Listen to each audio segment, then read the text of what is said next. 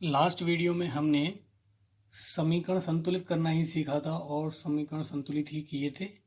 आज भी हमारा टॉपिक वही है, निम्नलिखित अभिक्रियाओं का संतुलित समीकरण लिखिए। तो नंबर फर्स्ट आपको दिया हुआ है, तनु सल्फ्यूरिक अम्ल दानेदार जिंक के साथ अभिक्रिया करता है। तनु सल्फ्यूरिक अम्ल दानेदार जिंक के साथ अभिक्रिया करता है। चलिए देखते हैं कैसे अभिक्रिया करता है तनु सल्फ्यूरिक अम्ल दानेदार जिंक के साथ। तनु सल्फ्यूरिक अम्ल दानेदार जिंक के साथ, जिंक मतलब होता है आपका Zn और जिंक, दानेदार जिंक के साथ कौन, तनु सल्फ्यूरिक अम्ल अभिक्रिया करता है। तो सल्फ्यूरिक अम्ल का जो सूत्र होता है वो H2SO4 होता है। क्या होता है? H2SO4। क्या सूत्र होता है? H2SO4। और वो कैसा है? तनु है। तनु का मतलब होता है, तनु को हम DIL से व्यक्त करते हैं शॉर्ट में, और हिंदी में इसे तनु कहते हैं। और इसका पूरा नाम जो होता है वो डाइल्यूट होता है। क्या होता है? डाइल्यूट। तो डाइल्यूट की शॉर्ट फॉर्म होती है DIL। ठीक, तो ये आपका तनु सल्फ्यूरिक अम्ल हो गया, के साथ अभिक्रिया करता है। ठीक, तो इसका संतुलित समीकरण लिखना है। तो आपको मालूम है इसके साथ जब ये अभिक्रिया करेगा तो ZnSO4 बनेगा। क्या बनेगा? ZnSO4। क्या बनेगा? ZnSO4। और ZnSO4 के बाद आपका जो H2 बचा है, प्लस में H2 निकल आएगा। ये एक विस्थापन अभिक्रिया हो गई। कौन सी अभिक्रिया हो गई? विस्थापन, जो हमने आपको शुरू में पढ़ाई थी कि जब कोई एक तत्व या परमाणु किसी दूसरे परमाणु या यौगिक में से किसी दूसरे परमाणु को हटाकर खुद बैठ जाता है, उसे क्या कहते हैं? विस्थापन अभिक्रिया कहते हैं। ये आपका जिंक है। क्या है ये आपका? जिंक। ये आपका क्या है? तनु सल्फ्यूरिक अम्ल, तनु सल्फ्यूरिक एसिड। ये एसिड कह सकते हैं, अम्ल कह सकते हैं, बात एक ही है। ठीक है, इसके बाद जिंक सल्फेट। कौन सा सूत्र है ये? Zinc sulphate. ये जिंक सल्फेट है। और ये आपका क्या है? हाइड्रोजन गैस है। क्या है ये? हाइड्रोजन गैस है। तो आपको ये समझ में आ गई होगी अभिक्रिया। क्या बोला था इसने? तनु सल्फ्यूरिक अम्ल। तनु सल्फ्यूरिक अम्ल ये रहा आपका, तनु सल्फ्यूरिक अम्ल दानेदार जिंक के साथ। तो जिंक आपका Zn होता है। जिंक क्या होता है? Zn के साथ अभिक्रिया करता है। संतुलित समीकरण लिखना था इसका। ये इसका संतुलित समीकरण है। आपको एग्जाम आपका आंसर दिया हुआ गया है नीचे आपको कि तनु सल्फ्यूरिक अम्ल के साथ जिंक अभिक्रिया करके हाइड्रोजन विस्थापित करता है। क्या करता है? हाइड्रोजन विस्थापित। विस्थापित मतलब निकालता है। तो एक ये विस्थापन अभिक्रिया है। कौन सी अभिक्रिया है? विस्थापन अभिक्रिया है। इसके बाद आपको सेकंड दिए है। सेकंड आपको जो दिए है वो दिए आपको कि तनु हाइड्रोक्लोरिक अम्ल। अब तनु हाइड्रोक्लोरिक अम्ल की बात कर रहा है, तो हाइड्रोक्लोरिक अम्ल मैंने आपको सूत्र पढ़ाया है। क्या होता है आपका? HCl। क्या होता है? HCl। एल्यूमिनियम चूर्ण के साथ, एल्यूमिनियम चूर्ण यानी कि चूर्ण कह सकते हैं, या चूर्ण के साथ अभिक्रिया करता है। तो पहले तो हम एल्यूमिनियम का मालूम है हमें, एल्यूमिनियम को हम Al से डिनोट करते हैं, एल्यूमिनियम चूर्ण। तो ये एल्यूमिनियम हो गया। और किसके साथ? हाइड्रोक्लोरिक अम्ल। कौन सा है? लेकिन आपका तनु है, तो तनु को हम DIL से व्यक्त करते हैं। किससे व्यक्त करते हैं? DIL से। तो तनु हाइड्रोक्लोरिक अम्ल एल्यूमिनियम चूर्ण के साथ अभिक्रिया करता है। चलिए करता है, एल्यूमिनियम क्लोराइड बनता है। क्या बनता है? Aluminium chloride. तो एल्यूमिनियम क्लोराइड, एल्यूमिनियम क्लोराइड का सूत्र होता है AlCl3। क्या होता है? AlCl3। और आपका H2 यानी कि हाइड्रोजन निकलेगा। क्या निकलेगा? हाइड्रोजन निकलेगा। तो इसको बैलेंस करते हैं, संतुलित करना है हमें कि यहाँ पर Cl 3 है। Cl कितने हैं? 3। तो अगर हम बैलेंस करते हैं तो यहाँ पर 3 लगाते हैं तो 3 H हो जाएंगे, या तो हमारे 2 ही H हैं। तो हमको कुछ ऐसी वैल्यू लगानी है जिससे ये कंप्लीट बैलेंस हो जाए, कंप्लीट बैलेंस हो जाए। तो आपको देखिए यहाँ पर Cl 1 है, यहाँ 3 है।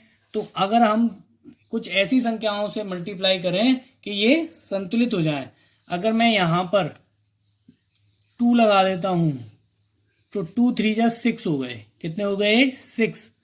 तो 6 जब आपके हो गए तो हम यहाँ पे 6 लगा सकते हैं। 6Cl हो चुके हैं। और अगर आपके यहाँ पर 2H हैं और यहाँ पर 6H हैं तो आपका क्या करेंगे? 3 दूनी 6। तो ये आपके बैलेंस हो चुका है। और यहाँ पर Al कितना है?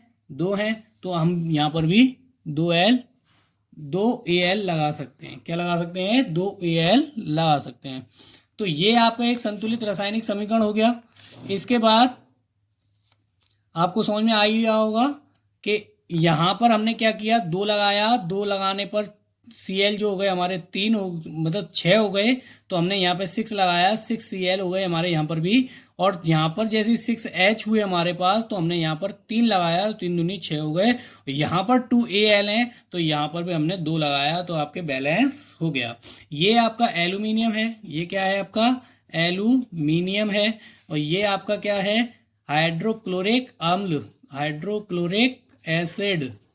ये हाइड्रोक्लोरिक एसिड है। और कौन सा है? तनु। कैसा है? तनु। इसके बाद एल्यूमिनियम क्लोराइड है। एल्यूमिनियम क्लोराइड है ये। और ये आपको मालूम है हाइड्रोजन गैस है। क्या ये? Hydrogen gas. ये हाइड्रोजन गैस है आपकी। ठीक। इसके बाद अगला क्वेश्चन हम देखते हैं और आपको इसका आंसर भी दिखा देते हैं कि आपका आंसर यही आया। 2Al 6HCl arrow 2AlCl3 3H2। तो ये आपका एक संतुलित रासायनिक समीकरण हो गया। अगला टॉपिक देखते हैं। इसके अंदर अगला टॉपिक आपको क्या दिया है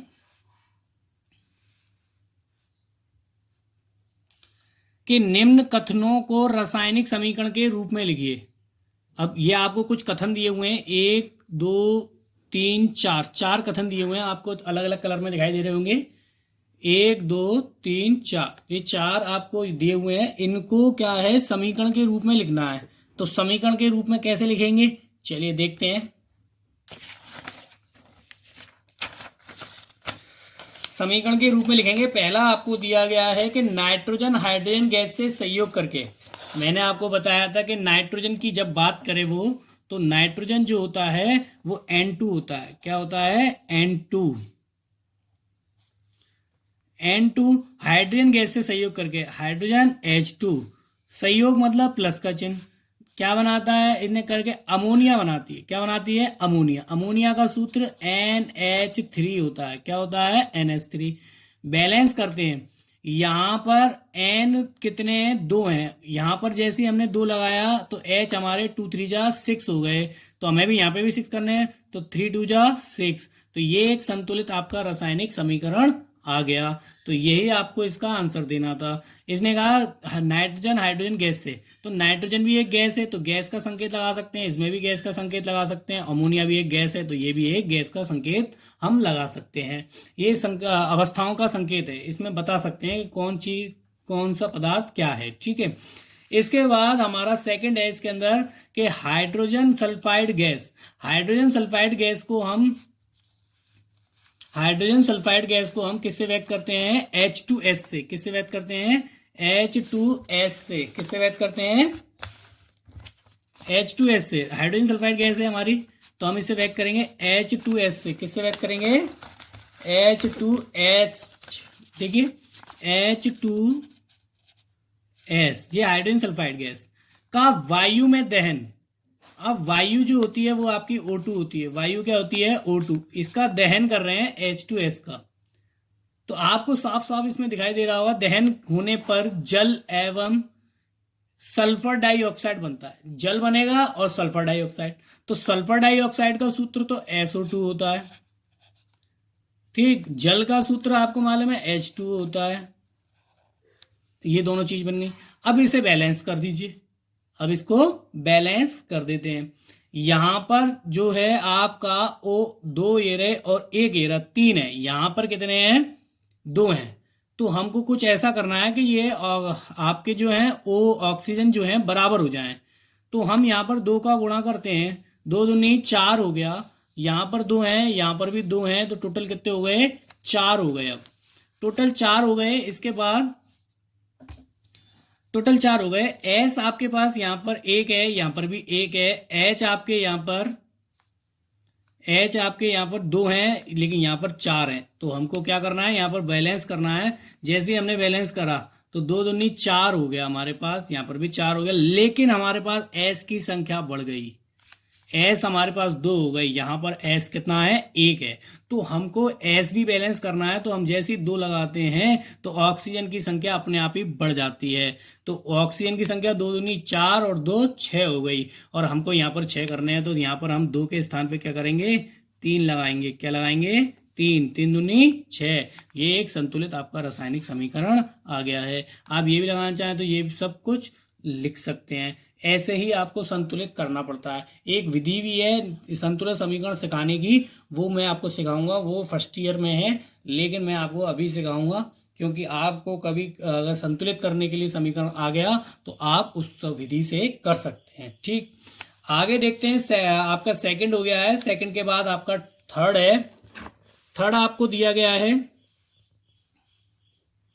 कि एल्यूमिनियम सल्फेट के साथ अभिक्रिया करके बेरियम क्लोराइड, एल्यूमिनियम सल्फेट के साथ, अब एल्यूमिनियम सल्फेट के साथ अभिक्रिया करके बेरियम क्लोराइड, तो एल्यूमिनियम सल्फेट का सूत्र जो होता है वो होता है Al2SO4 का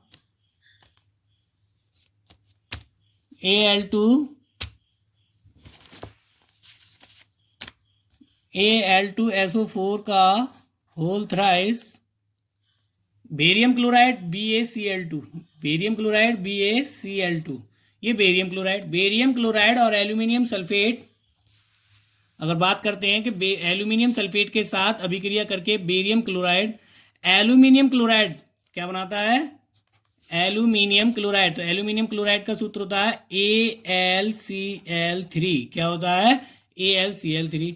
एल्यूमिनियम क्लोराइड एवं बेरियम सल्फेट का अवक्षेप बनाता है। तो बेरियम सल्फेट जो होता है वो आपका होता है BaSO4। तो अब इसको बैलेंस कर देते हैं। अब इसको क्या है, हम बैलेंस करते हैं। चलिए बैलेंस करते हैं। आपका BaCl2 है, BaSO4। यहां पर बैलेंस करने के लिए आपको दिख रहा होगा कि Al जो हैं आपके वो 2 हैं। कितने हैं, 2 हैं। यहां पर आपके कितने हैं, 1। तो हम क्या करेंगे, यहां पर 2 लगाएंगे। जैसे हमने 2 लगाया आपके Cl हो गए 2 3 जा 6, लेकिन आपके यहां पर कितने हैं, 2। तो हमको क्या करना है, 3 2 जा 6, तो आपके Cl बैलेंस हो गए। लेकिन Ba आपके 3 हो गए। Ba कितने हो गए, 3। तो हम Ba के आगे 3 लगाएंगे। कितना लगाएंगे, 3। जैसे Ba 3 हुए, आपका SO4 यहां पर 3 थे। कितने थे, SO4 3, और आपका यहां पर भी 3 लगने से SO4 बैलेंस हो गया। तो ये आपका एक संतुलित रासायनिक समीकरण आ गया है। इसके बाद अगला हमारा समीकरण दिया हुआ है लास्ट, इसके अंदर लास्ट दिया हुआ है इसके अंदर समीकरण, पोटेशियम धातु जल के साथ अभिक्रिया करके, पोटेशियम धातु जल के साथ अभिक्रिया करके पोटेशियम हाइड्रोक्साइड एवं हाइड्रोजन गैस बनाता है। पोटेशियम हाइड्रोक्साइड एवं हाइड्रोजन गैस बना देती है। चलिए देखते हैं। पोटेशियम धातु जल के साथ, तो पोटेशियम धातु के होता है, पोटेशियम क्या होती है, के होती है। धातु जल के साथ, जल होता है आपका H2O, जल क्या होता है, H2O, जल क्या होता है आपका H2O के साथ अभिक्रिया करके पोटेशियम हाइड्रोक्साइड जो होता है वो आपका के